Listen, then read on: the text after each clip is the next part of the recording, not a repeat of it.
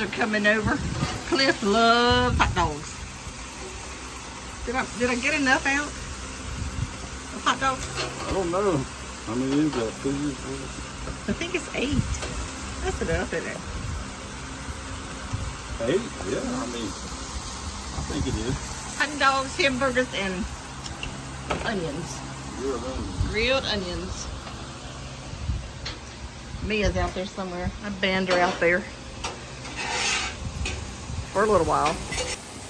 While he is over there grilling our supper, I thought I'd read you a chapter of Pea Patches and Butterbeans Fields. Now, I haven't read this story in quite some time. I hadn't even thought about this story. And I don't read very well. So just hold on. Code Drama, Room 2. It is safe to say I don't handle pain well. Never have, never will. 0 pain tolerance. I admit this. It is more than likely written in big red letters on my medical chart down there at the clinic. You may remember my saying that I fell in a hole in a parking lot. If you didn't hear about it, I don't know how you missed that big news because I have complained about it for months. I still have a little pain with it too.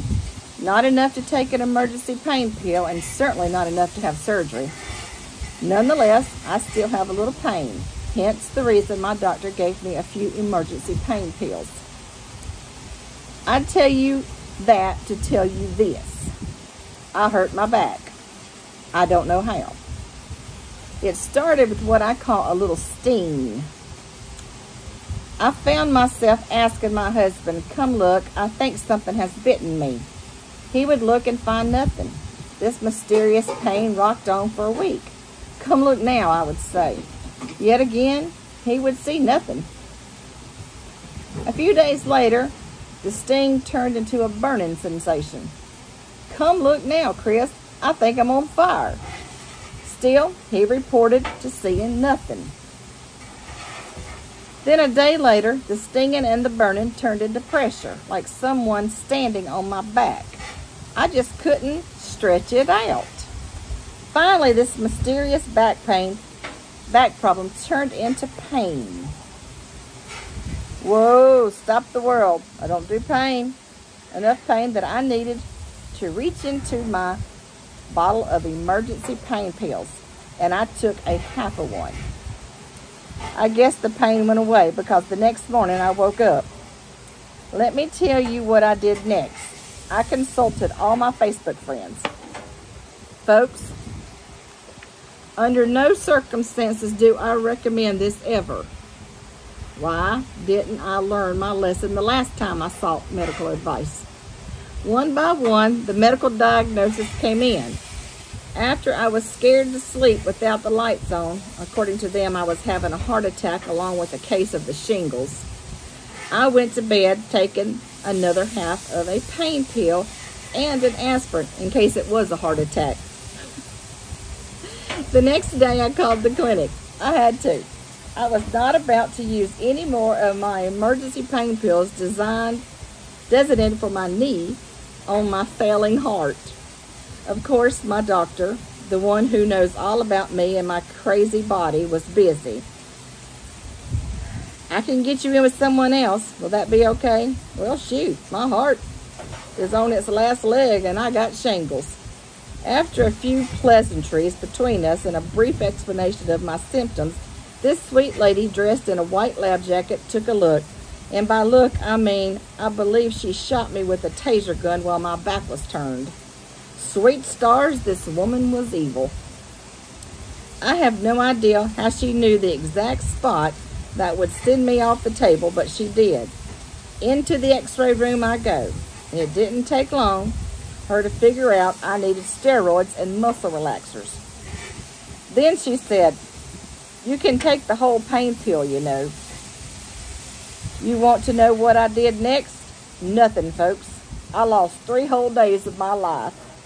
As much as I do not like to hurt, I cannot be in a drug-induced coma. And I tossed those pain pills back into the cabinet. In my brilliance, I decided I must be healed. No more pain. I totally regret what I did next. I rode with my husband to a customer's house. Before I go any further, let me explain. I do love dogs. They are awesome. But in summertime in Mississippi, it is hot. And I was sticky as I watched my husband's work from the comfort of a lawn chair. And then it happened. And by it, I mean those big slobbery dogs proceeded to bathe me like a pup with their tongues. Take me home, Jesus, take me home. I tell you this because it will be very important info in a few minutes. The next day, I decided not to venture out on service calls. It was my turn to accompany Mother to her doctor's appointment. As I was getting ready, I noticed the most horrible thing imaginable. I had a tick. Yes, a tick on my body. Thank you, dogs. The good news is the clinic can work me in within 15 minutes. Guess who had an opening? The woman with the taser gun. But I didn't care. Having a tick stuck on your body will cause you to do things you would not normally do, like not wear a bra in public. Yes, I did say that out loud. I could not put my bra on because I was actually scared it would rip the tick off my body, leaving me with a nasty head stuck inside. Folks, you want to know what will cause you to lose all dignity? Tell the front desk you have a tick stuck on you. Next, sit in a crowded waiting room without a bra on. Then have a total stranger walk over and talk to you about Jesus. Apparently, I looked like I might have needed a little Jesus. No dignity left.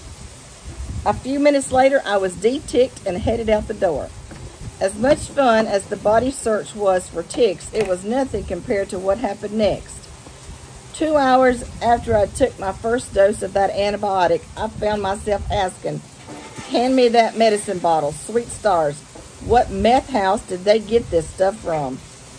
I feel like I have come down with the flu. My throat hurts, my tongue is sore. Apparently, to remove tick germs from your body, you need to swallow nuclear chemicals. I think I stand a better chance with the tick. I told my husband, if I pass out, make sure 911 checks to see if my tongue is still there.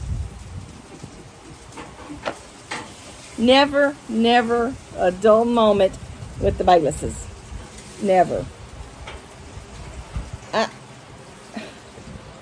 I don't know how stuff like this happens to us all the time. Do you, Chris? For the longest, I thought my house was on some sort of sacred burial Indian ground. We moved about 5 times, so that ain't it. Well, I guess not, but stuff like this happens to me all the time. But the good news is I can later laugh about it. Now, having a tick removed, having to tell someone you have a tick on your body and have it removed, you lose all dignity. I mean, you really do. Oh, there's the lady with the tick. And then having to have your body searched for ticks, you just don't recover. You just don't recover. Well, I think he's got it done. Yep. Yay! Rebecca and them won't get here till 6:30. Juniper had ballet practice. And it's not the ballet for the Nutcracker. It's the ballet for her regular ballet class. All right. Y'all enjoy. Beware of ticks. We're fixing to have some supper.